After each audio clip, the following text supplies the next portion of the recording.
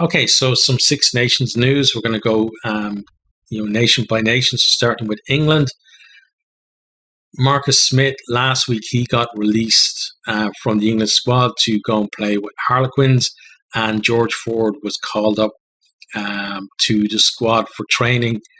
But now that's been reversed. So Ford has been cut, and Smith is retained in a slimmed down squad for the game against France. So it seems that Borthwick just wanted Smith to get some playing time, given that he only gave him 14 seconds last time out, and he definitely needs to play, and hopefully he actually sees more game time against France.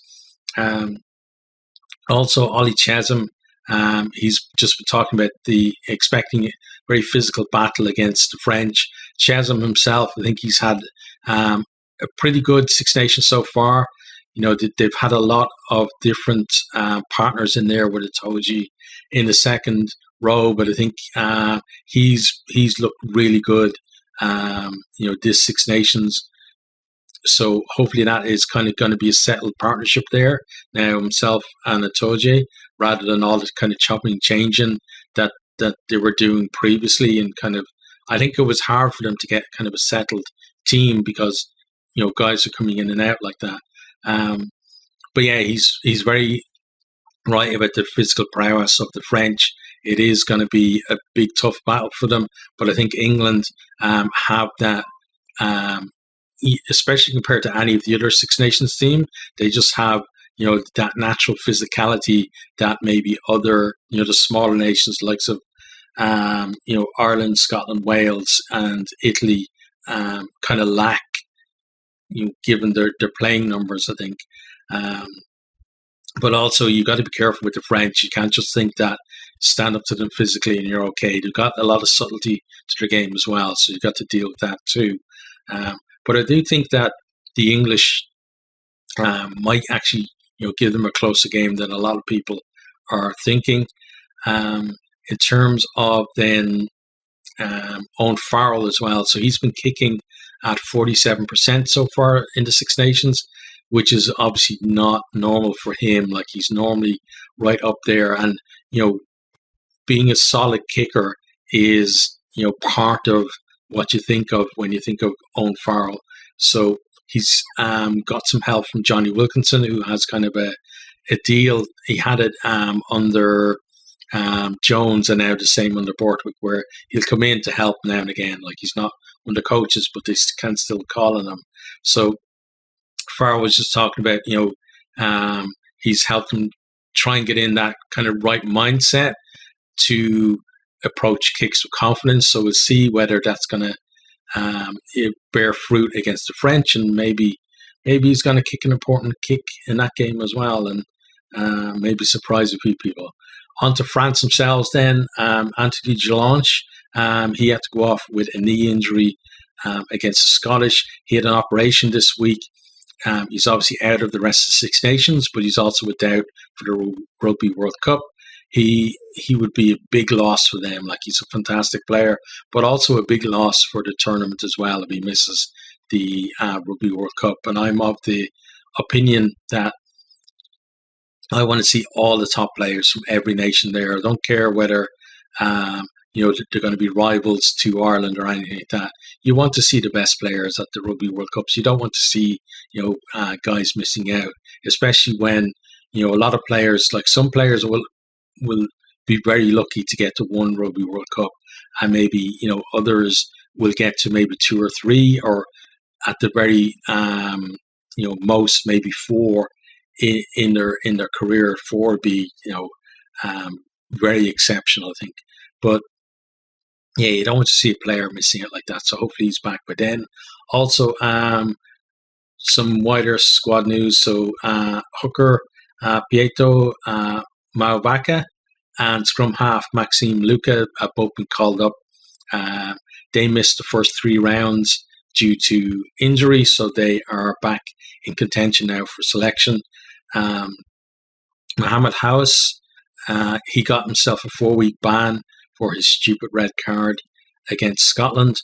I don't know what it takes for a player to get their um, their ban increased, because the last time he played Scotland, he got a red card for punching as well.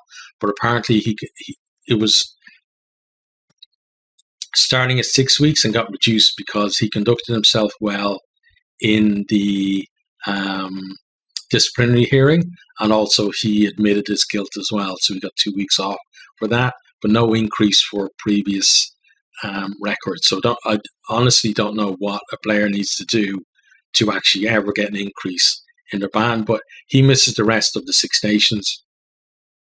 Perhaps his French Test career is over now. I don't know. I don't know how.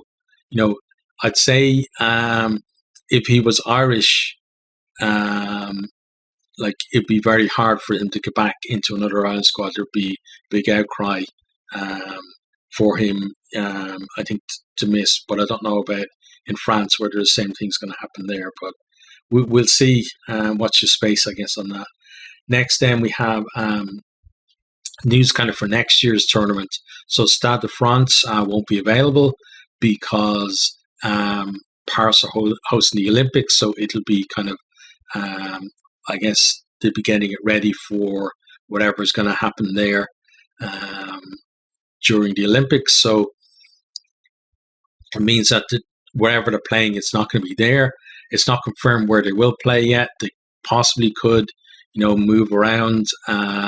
Or there's talk of maybe Marseille being used instead. So either way, it would be good to see the Six Nations kind of go on a bit of a road trip there for next year.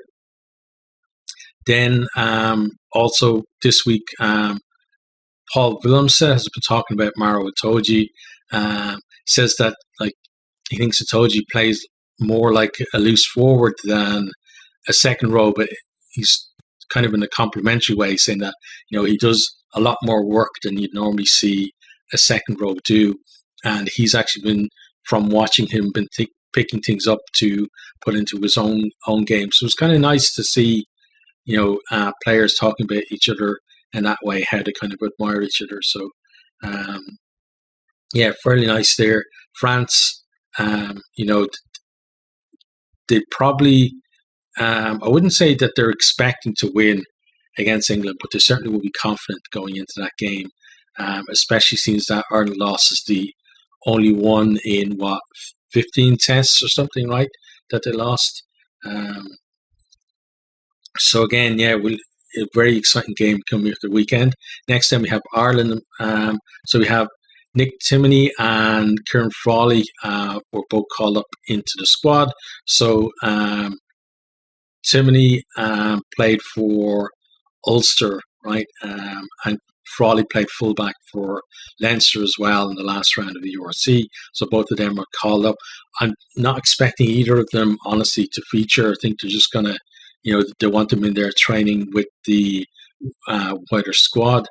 Then also the likes of Gavin Coombs, Crowley, Larmour, Prendergast and Salanoa also all called back in, having played for the provinces in URC at the weekend gone.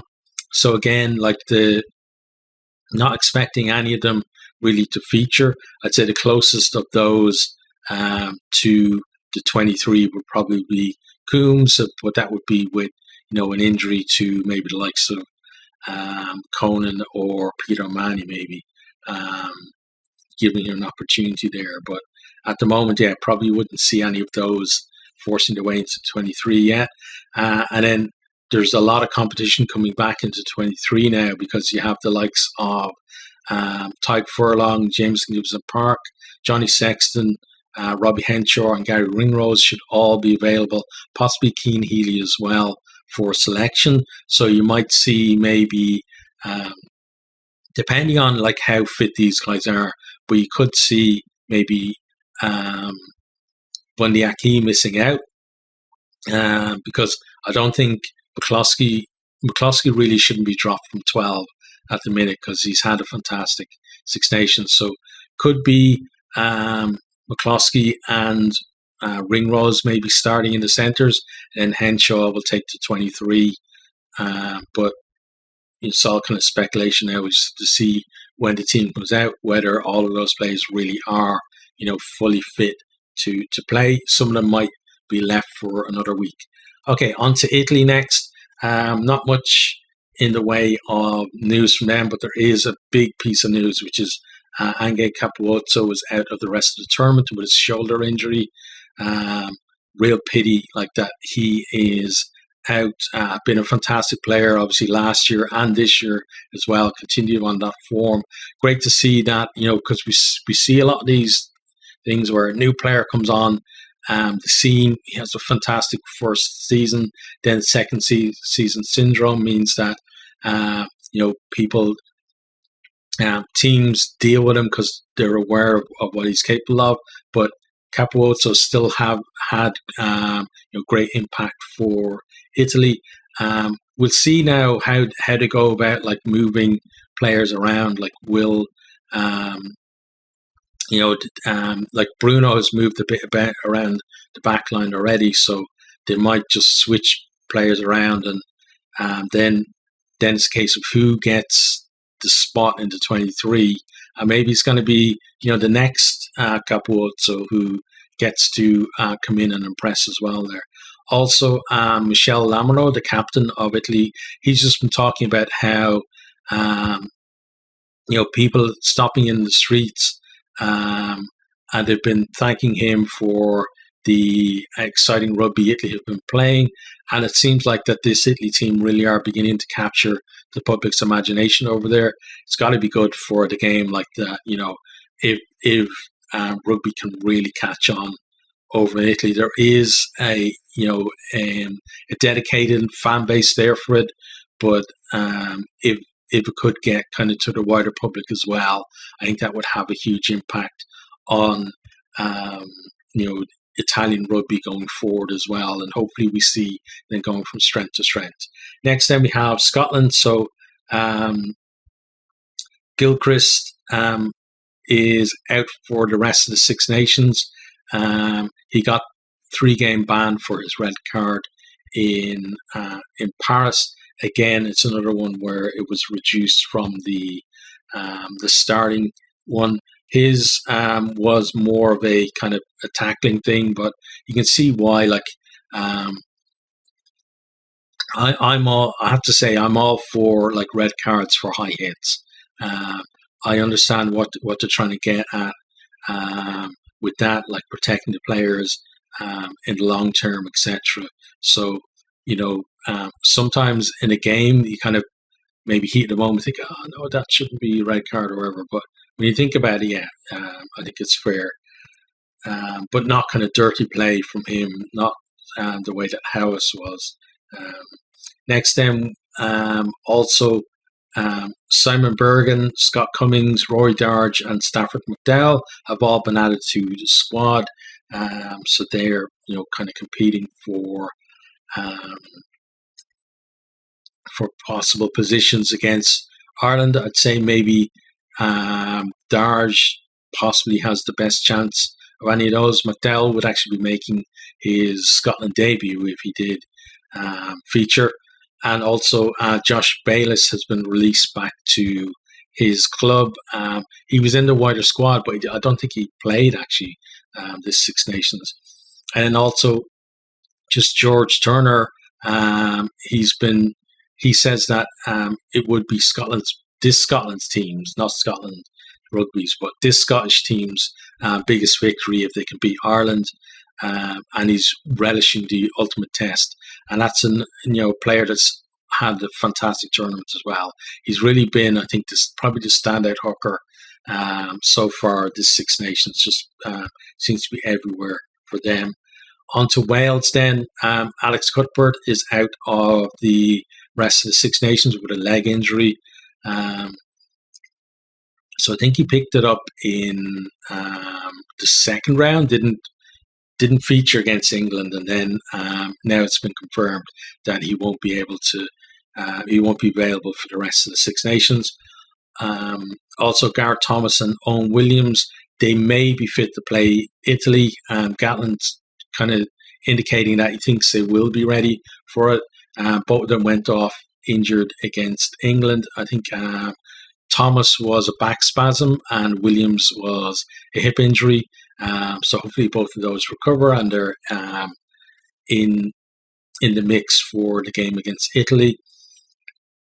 Then something that we kind of, we all kind of know is going on, but Talupe Falatau was talking about it this week, that the contract chaos is having an effect on, the players in the squad, their performance, because there's a lot of guys in there who are worried about their futures, for themselves and their families, etc.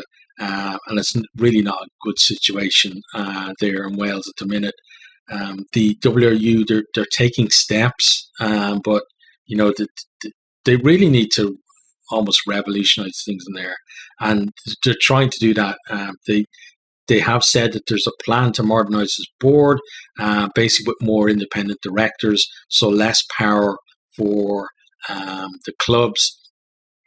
But the thing there is that for it to pass, it will need backing of 75% of the member clubs. So I'm kind of skeptical whether they'll be able to get that through, because the old saying, turkeys don't vote for Christmas. So we'll see how that one goes. And also there's been a lot of talk and reports in the media about a possible merger between Ospreys and Ealing. So Ealing at the moment, they play in the English Championship. They can't at the moment get into the Premiership there in England, so they're looking at an alternate of playing in the URC under, I guess, the whatever name it would be, maybe the Ospreys badge, maybe with some Ospreys players, but then how's that going to work? They're based around London, right? Are they going to play there? Are they going to play in Wales? How are they going to develop? How would they develop players for the Welsh national team if they're based in London? What would the other URC nations feel about suddenly an English, what is ostensibly an English club coming in, even though they have the Ospreys badge? But there's been an internal memo circulated at Ospreys saying that the reports are not true, that there's no, that Ospreys isn't going to be sold or merged with Ealing. We'll have to see, what's behind all of this, and where all that has come from is going to be kind of interesting. So that's your news for the week. I will have individual previews of each of the games, and also just a shorter general preview as well for the weekend, where we have a look at the table and stuff, and maybe some permutations from the weekend's games as well. But yeah, I'll hopefully catch you guys on the next video.